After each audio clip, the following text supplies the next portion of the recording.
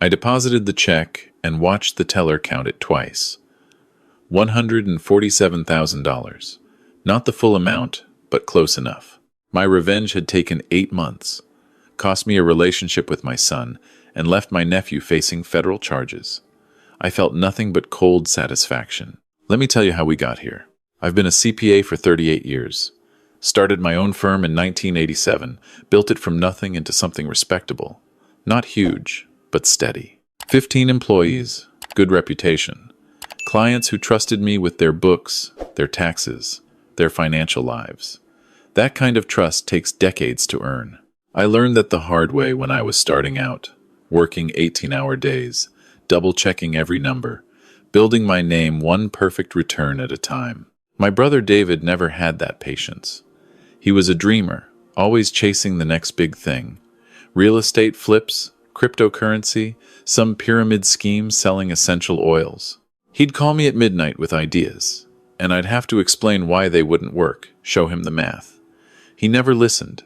When he died 5 years ago from a heart attack at 47, he left behind nothing but debt and a 22-year-old son who didn't know how to balance a checkbook. Marcus, my nephew. I went to David's funeral and saw Marcus standing alone by the grave after everyone else had left. Kid looked lost. His mother had remarried and moved to Florida years ago, barely kept in touch. No siblings, no real family, except me and my son Daniel, who was Marcus's age. They'd been close as kids, more like brothers than cousins. "You need a job?" I asked Marcus that day. He looked at me with David's eyes. "I don't know how to do anything. I'll teach you."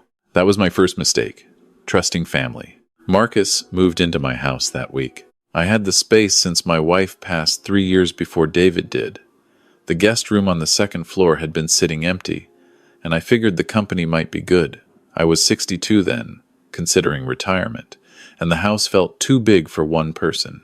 "Rent-free for the first 6 months," I told him. "After that, we'll figure something out, but you work for it. I'm training you to be a bookkeeper. Maybe eventually a junior accountant if you take the courses I recommend." He nodded eagerly, showed up to the office on time every day, asked questions, took notes. I taught him QuickBooks, showed him how to reconcile accounts, explained the basics of tax preparation. He was sharp when he wanted to be, picked things up faster than some people I'd hired with degrees. Daniel was happy to have his cousin around. They'd go out for drinks after work, play basketball on weekends, act like the brothers they'd never officially been. My son worked in tech, different world from mine, but he appreciated that I'd given Marcus a chance.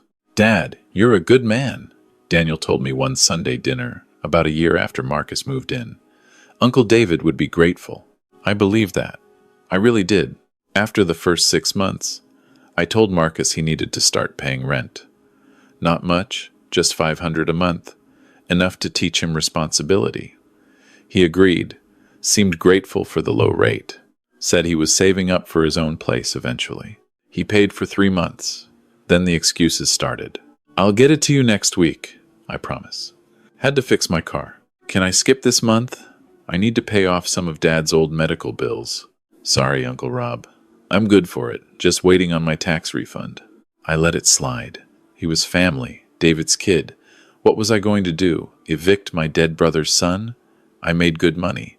The $500 a month wasn't breaking me. That was my second mistake. Not holding him accountable.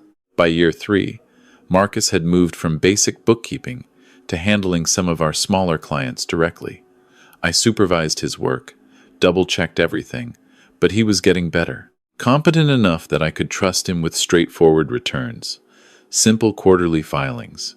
He had access to our client files, our accounting software, our bank account information for processing payments.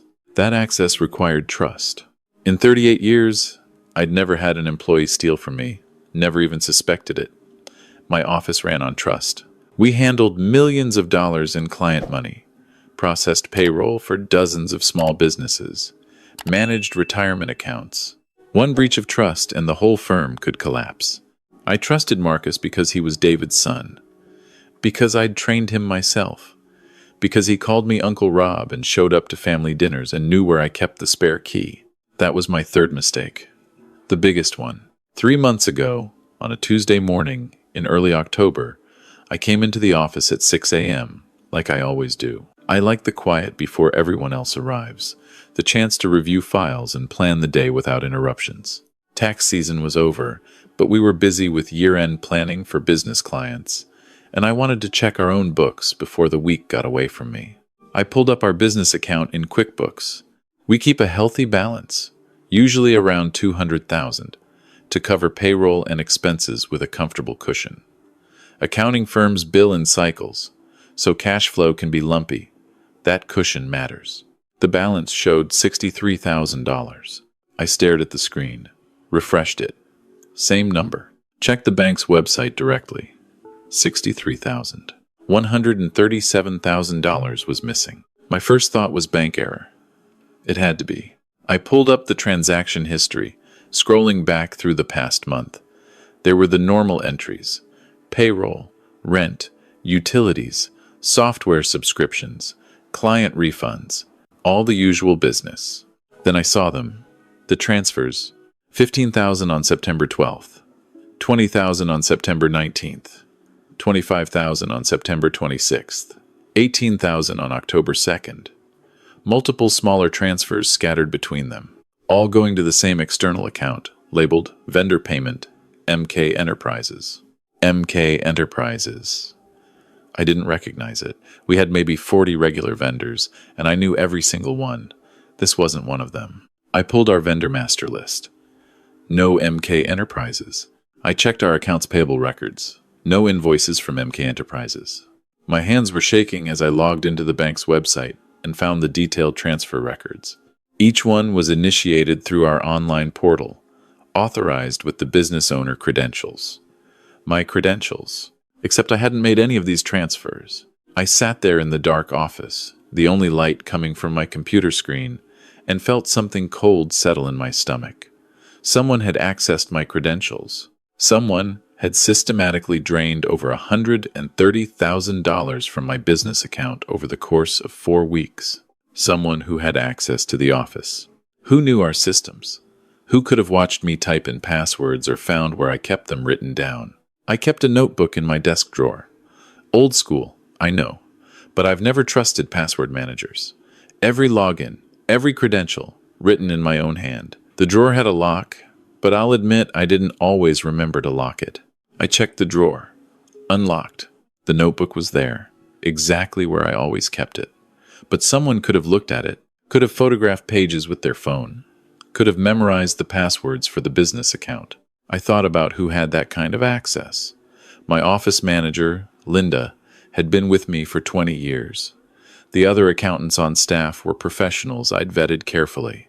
The bookkeepers, the admin assistant, the seasonal tax preparers we brought in, and Marcus, who'd been paying rent inconsistently for 2 years, who had access to everything, who I'd trained myself, meaning he knew exactly how our financial systems worked, who was David's son, who I'd taken in and trusted and treated like family. I didn't want to believe it. I actually said it out loud in that empty office. Not Marcus. It can't be Marcus. But I've been an accountant for 38 years. I know how to follow the money, and I knew I had to check. I looked up MK Enterprises in the Washington State Business Registry, filed 6 weeks ago. Single member LLC. Registered agent, Marcus Kyle Brennan. MK, Marcus Kyle. My nephew had created a shell company and used it to embezzle from my business. I sat there until 7 a.m. when Linda arrived and found me still at my desk, staring at the computer screen. Rob, you okay? You look like you've seen a ghost. I need you to pull Marcus's time logs for the past 2 months, I said. My voice sounded distant, not quite mine. Every time he accessed the office outside normal hours. Every time he was here alone. Linda's face went serious. She'd been in accounting long enough to know that tone. What's going on? Just pull the logs. Please. She did. 20 minutes later, we had the list. Marcus had been coming in early or staying late at least twice a week for the past month. Always alone. Always on days that coincided with the transfers to MK Enterprises. Do you want me to call the police? Linda asked quietly. Not yet. I needed more evidence. And I needed to understand why. The rest of that Tuesday was a blur. I moved through client meetings on autopilot, my mind spinning through scenarios. Maybe Marcus had a good reason. Maybe this was some massive misunderstanding. Maybe David's son, who I'd taken in and trained and treated like my own, hadn't actually stolen over $130,000 from me. But I knew he had. The numbers don't lie. That's what I've always told my clients. Numbers tell stories, and you just have to know how to read them. Marcus came into the office around 9 that morning, same as always, smiled at me, asked if I wanted coffee. I said no and watched him walk to his desk like it was any other day. I went home that night and found him in the kitchen, making dinner. He'd started cooking lately, said it relaxed him. There was music playing, something upbeat, and he was chopping vegetables for a stir-fry. "Hey, Uncle Rob? Long day?" "Yeah." I set my briefcase down. "Marcus, can we talk?" "Sure, what's up?" He kept chopping, didn't look at me. I almost told him then. Almost asked him directly about MK Enterprises and the transfers and what the hell he'd been thinking. But something stopped me.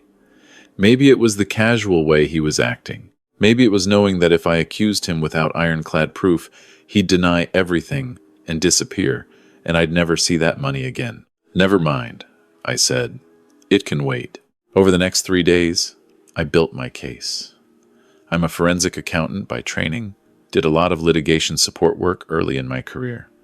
I knew exactly what evidence I needed. I pulled every bank statement going back 6 months, matched every withdrawal to a legitimate business expense or an MK Enterprises transfer, documented Marcus's access times, found his LLC filing, his EIN application, his business bank account application at a different bank. He'd been sloppy, probably thought I wouldn't notice until tax time, months away. By Friday afternoon, I had a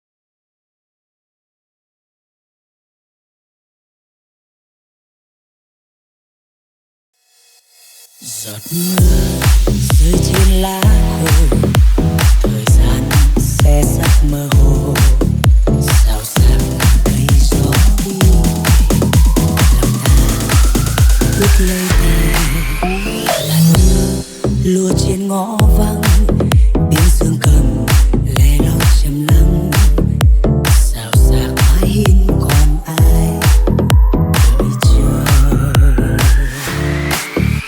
Trời mưa giăng trong phố chiều, muôn loài như chờ mong hắt hiu, bước chân ai đi xa dần, người gì vãng dây dứt ngại ngần. Hạt mưa chìm trong ký ức nào, lắng nghe con tim vẫn khát khao, chờ những tiếng yêu hồi sinh chốn nào. Giọt mưa rơi trên cõi đời, lòng ai tê tái rã rời, một ngày cần lãng đã trôi dần, cùng cơn gió qua dần. Gợi khơi bão tố, bóng ai tào tần trên hè phố, ôi kiếp nhân sinh mỏi móc từ giờ. Trời mưa giăng trong phố chiều, muôn loài như chờ mong hắt hiu, bước chân ai đi xa dần, đôi gì vãng dây dứt ngại ngần.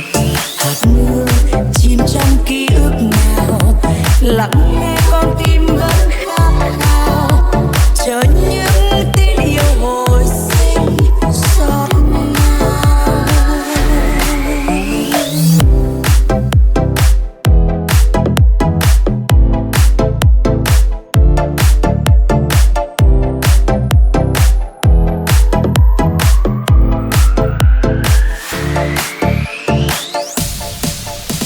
Trời mưa giăng trong phố chiều, một loài như chờ mong